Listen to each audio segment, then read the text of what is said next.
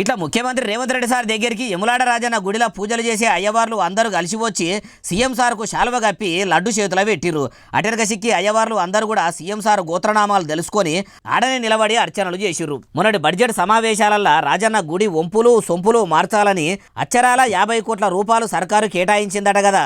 ఇప్పుడు అయ్యవార్లు పోయి సీఎం సార్ను కలిసి మరి పనులు ఎప్పుడు మొదలు పెడతారు, ఏం కథ, గుడిని మంచిగా చేయాలంటే మొదలు పోయి శృంగేరి పీఠం అనుమతి తీసుకోవాలి, లేకుంటే ఈడున్న ఇటుక బిడ్డ అటు పెట్టరాదు అన్నట్టు చెప్పుకొచ్చిరట.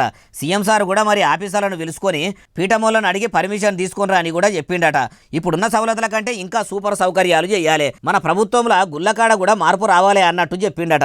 ఉదికు రైతులు రుణమాఫీ కాలేదని రంది పడుతున్నా గానీ రాజన్న గుడి పనులు కూడా ఆగకుండా చూడాలి అని చెప్తున్నాడంటే ఇటువంటి ముఖ్యమంత్రి ఇండియాలనే కాదు ఇంకా ఈ దునియాల ఏడ కూడా ఉండడు అన్నట్టు అనిపిస్తున్నది కదా అంటుర్రు ఈ ముచ్చటిన్నోళ్ళు.